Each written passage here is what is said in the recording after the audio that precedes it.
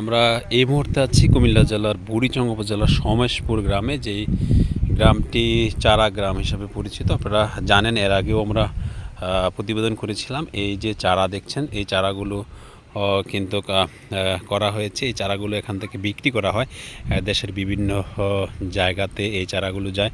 আমরা দেখতে পেয়েছি যে অনেক দূর দূরান্ত থেকে কৃষক ভাইয়েরা এসে এখান থেকে চারা নিয়ে যান। তারা এই চারা নিয়ে কিন্তু তাদের মাঠে ফসল ফলান। বিভিন্ন সবজি চারা রয়েছে এখানে।